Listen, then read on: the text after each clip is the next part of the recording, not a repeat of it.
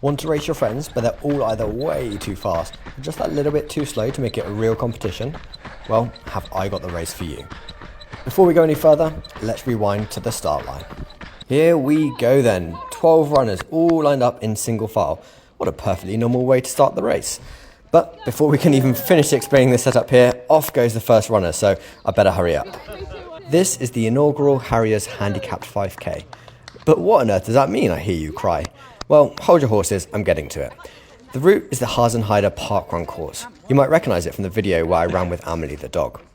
Each of today's racers submitted their all-time PB for this particular parkrun, and our race director, Alice, who you'll see off to the left there, has worked out the time intervals between each of our PBs so that if we run the exact same time as our personal bests, we'll all cross the finish line at the same time. Make sense? Well, put simply, the faster you are, the longer you wait to start, the first one across the finish line is the winner. 3 minutes and 27 seconds after the first runner set off, it's finally my turn. Just me, the course, and very shortly, 2 faster runners chasing me down from behind. Dominic gives the countdown. 3, 2, 1, go. And I'm off. 5 kilometres to chase down the field. The plan? Settle in, don't overcook the first kilometre, and start reeling people in one by one. Easier said than done. Now it's about this point that I started thinking, okay, cool, we're settling in, we're going smooth, things are feeling good. And then it dawned on me, great race, love the idea. However, if everyone runs their PB, myself included, this will simply be all you'll see for the rest of the video. Just me and the path until the sprint finish for the line. Well, as you can probably tell from the length of this video, that didn't quite happen, but let's skip forward a few hundred metres. So here we are through the first kilometre, and at 3 minutes 38, that's a pretty pacey start. Have I caught anyone? No, it's just been me running solo, which is maybe what's driven me to run so fast. That being said, even if I do go through at this pace the whole way, I'm still 13 seconds behind anyone who hits their PB, so I gotta keep pushing. We skip all the way forwards almost until the second kilometre as we come past Francois here taking some lovely photos. Thank you, Francois. Well, I mean, personally, I prefer the start line photo, but thank you anyway. And it was at this point I caught my first glance of the first runner ahead of me. That's Annette. So you can see I look backwards to see who's chasing me down. I can't see Stoddy or Deck behind me, so I power on. And kilometre 2 comes in at 3:41. So I've lost 3 seconds. And I'm still on for a good time, although it's probably a little too early to be getting excited about any set finish time. This next straight means I can see about 600 metres ahead, and I can see now that I've not only got Annette in my sights, but Nick is just up ahead of her.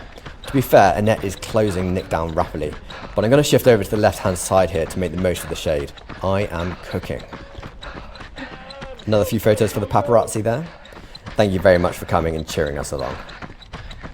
And I can tell you, running into this sunny section here was an absolute killer, but even more motivation to get back into the shade there. Metre by metre, I was reeling in Annette and Nick, but fair play, they were powering on as well. Now, all the racers in this race are phenomenal runners, but Annette broke the 3-hour barrier herself in the marathon earlier this year, so she's definitely an inspiration to me as I try and break that barrier myself. Back to the race, and it seems just as I come up to take Nick in the yellow vest, Annette in the white t-shirt has just pipped him as well. I thought about sitting in to catch my breath, but I decided to power past. There's more people up the road, I need to catch them if I want to win. Now that straight was nice because it gave us a good vision of who was ahead of us, but we come around the next few corners, it's going to be a little bit harder to get much of a view up ahead. That being said, just as I round this corner, I actually clock one of the runners, in fact 2 other runners. I've got Jamie in the orange and Tom in the light blue up ahead of me. So Tom set off just in front of me, Jamie a little bit further ahead, but that's lovely to have that carrot dangled out there in front. Almost literally in the case of Jamie's fantastically bright top. Both absolutely powering on, especially in this heat. Respect. And my motivation seeing those 2 is seen in the next split. I've managed to bring it back down to a 3:38 for kilometre 3. You can't quite catch it on the video, but Jamie cheered me on. He's such a lovely fella. But here's the hill. Now, I backed myself on a hill, but unfortunately Tom is powering up here as well. So I'm pumping those arms, pumping those legs, and you hear my breathing. You can see my heart rate fly up to 182. I am on the limit, but I've managed to reel in a few meters on Tom, and I'm hoping I can pip him by the top of the hill because I don't want this battle to keep on going on for too long. As always, trying to take the shortest line possible, and Tom has very kindly taken the outer line and let me through. 4 people down, 4 people left to catch. With little over a mile to go, how many more people will I be able to reel in? By this point, that heat is really getting to me. My heart rate's been over 180 for quite a while, and for me, that's not comfortable nor very sustainable. Maybe I need to keep on working on my heat training.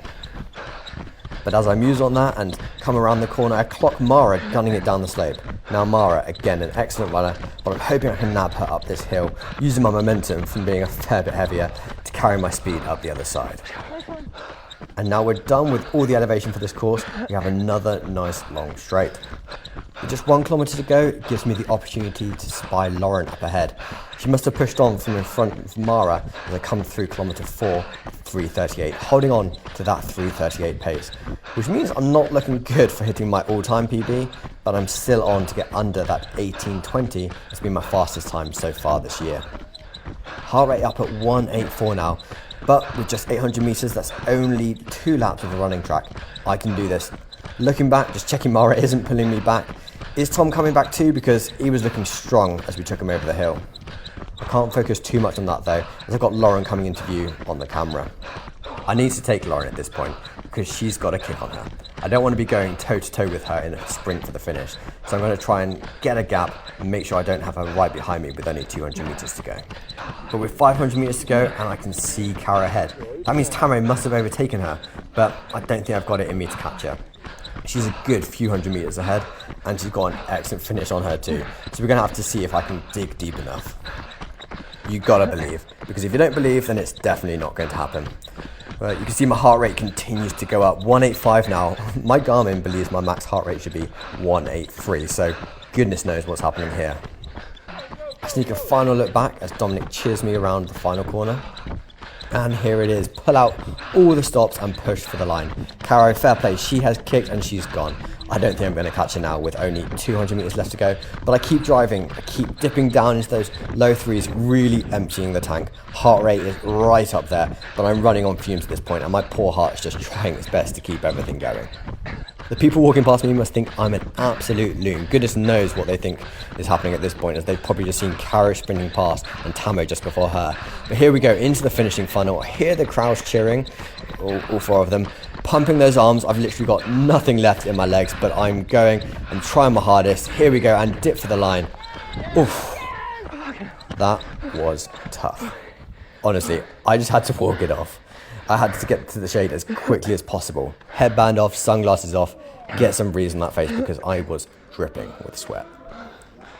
Soon realised I needed a bit of water, but how did I do? Well, this is kind of easy to know because I didn't overtake everyone. You can see Tamo and Caro who have just managed to stay ahead of me, and Tom just behind me. But that is not quite the end of it. You might have thought, oh, Tamo crossed the line first, he's first, Caro second, but no, not quite. Tamo was accidentally set off a minute too soon, and he didn't quite pit Caro to a minute faster, which means Caro is the Berlin Harriers' inaugural Hasenheide Handicap 5K champion. Rolls off the tongue. Congratulations, Caro, proud winner of a packet of sweets. There's the podium trio for you. So, what do you think of this new race format? I mean, shout out to Alice, race director. I think she absolutely smashed it. Great idea. Always keen to try out new ideas, and I'm really looking forward to the next one because I think this could really catch on. And this is a great opportunity for all of us who run at different paces to really go hard against each other. Anyway, as always, don't forget to subscribe to follow along with my training as I race to sub 3.